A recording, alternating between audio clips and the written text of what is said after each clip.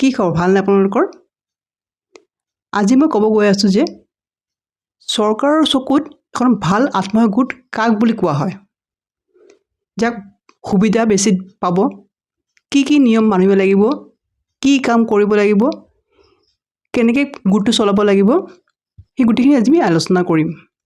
এই প্ৰচেছটো আপোনালোকে এপ্লাই কৰিলে চৰকাৰৰ চকুত আপোনালোকৰ গোটটো ভাল গোট বুলি কোৱা হ'ব। হাই, মই ৰত্ন দত্ত, SHG মটিভেশ্যনেল ট্ৰেইনাৰ। যিহেতু আমাৰ আত্মসহায়ক গোটটো এটা চৰকাৰৰ সংগঠন হয় নহয়, যে এই আত্মসহায়ক গোটটো খোলাৰ লগে লগেই আপোনালোকৰ নামটো চৰকাৰী বহীত এণ্ট্ৰি হৈ যায়। গতিকে এই গোটটো চৰকাৰৰ চকুত কেনেকৈ ভাল হ'ব? কাৰণ ইমান লাখ লাখ গোট আছে, ইমান গোট আছে যে আপুনি হিচাপ নাই। তাৰ ভিতৰতো কিছুমান গোটে খুব সুবিধা লাভ কৰি আছে, বহুত গোটে এতিয়ালৈকে একো সুবিধা লাভেই কৰা নাই। কিহৰ কাৰণে বাৰু? যিহেতু আমাৰ গোটৰ কিছুমান নীতি নিয়ম মানিব লাগে। সেই গোটেইবিলাক নীতি নিয়ম যদি মানি আমি গোটটো চলাব পাৰোঁ, তেন্তে আমাৰ চৰকাৰৰ পৰা সুবিধাখিনি সোনকালে আমি লাভ কৰিব পাৰিম। সেই নিয়মবিলাক কি বাৰু? আজি মই সেইখিনি আলোচনা কৰি আছোঁ। প্ৰথমতে আপোনালোকে গোটটো যেতিয়া খুলিব 10 গৰাকী সদস্য লৈ পেলাই গোটটো খুলিব। 10 গৰাকী সদস্যতকৈ অলপ 1 গৰাকী বেছি হ'লেও আপত্তি নাই, কিন্তু কম হ'ব নোৱাৰিব। আৰু গোটটো খোলাৰ এবছৰৰ ভিতৰতেই আপোনালোকে যাতে গোটৰ পৰা কোনো সদস্য নোলায়, এনেকৈ সদস্যবিলাক ল'ব যাতে এবছৰৰ ভিতৰতে গোটটো এৰি কোনো নাযায়। নেক্সট আপোনালোকে কি কৰিব? মিটিংবিলাক সোনকালে কৰিব। সপ্তাহে মিটিংটো কৰিব। এই সপ্তাহৰ যিটো মিটিং কৰিব, সেই মিটিংটো আপোনালোকৰ প্ৰচিডিংটো ধুনীয়াকৈ লিখিব। যিহেতু বহুত মহিলাই এতিয়া কি কৰে, গোটটো সপ্তাহতে মিটিংটো নেপাতে, বহুত অসুবিধা থাকে, তেওঁলোকে মাহতে এবাৰতে কৰে।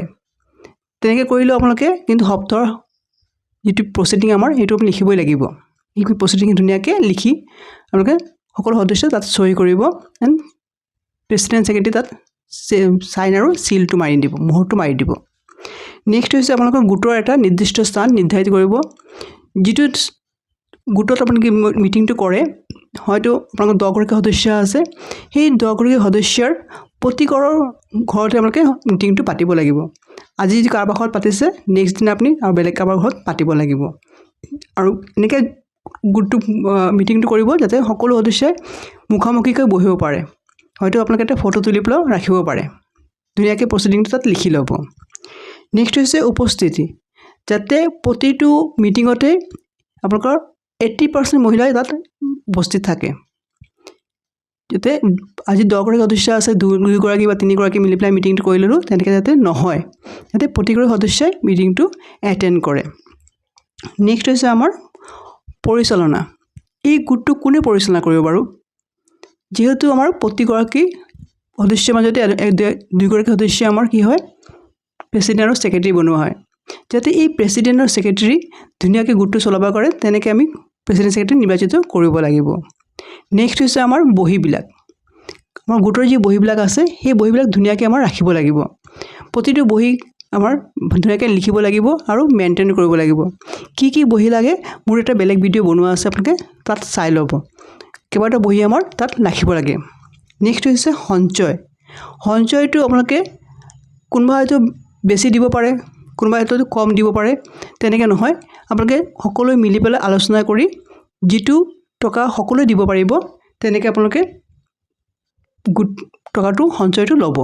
যদি কোনোবাই কৈছে যে মই 50 টকা দিম, কোনোবাই কৈছে মই 20 টকা দিম, তেনেকৈ নহ'ব। প্ৰতিগৰাকী সদস্য সমানভাৱে যদি দিব পাৰে, সেইটোৱে আপোনালোকে সঞ্চয়ৰ পৰিমাণটো নিৰ্ধাৰিত কৰিব। নেক্সট হৈছে আপোনালোকৰ নীতি নিয়ম। গোটৰ এটা ৰুলছ এণ্ড ৰেগুলেশ্যন আছে।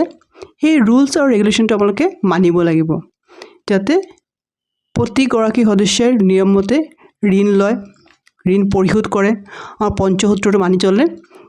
এই গোটেই পঞ্চসূত্ৰটো আপোনালোকে জানে, সেইটো মই বেলেগ ভিডিঅ' বনোৱা আছে, চাব। গতিকে এই পঞ্চসূত্ৰ মানি পেলাই যেতিয়া আপোনালোকে চলিব, তেতিয়া সেই গোটটোকে ভাল গোট বুলি কোৱা হ'ব। নেক্সট হৈছে আমাৰ আৰ্থিক উন্নয়ন।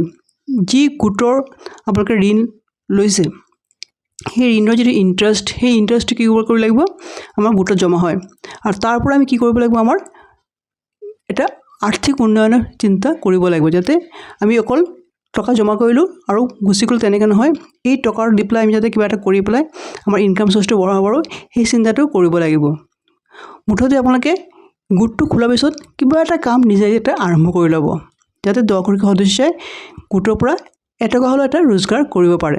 আৰু যেতিয়া আপোনালোকে এটা কিবা কাম আৰম্ভ কৰিব, চৰকাৰৰ চকুত কিন্তু আপোনালোকে এটা ভাল গোট বুলি কোৱা হ'ব আৰু তেতিয়া আপোনালোকে চৰকাৰী সুবিধাখিনি পাই থাকিব। চৰকাৰৰ বহুতখিনি আঁচনি আছে, যদি এটা ভাল গোট হয় সেই গোটবিলাকত চৰকাৰে নিজে সেই আঁচনিবিলাক দিয়ে।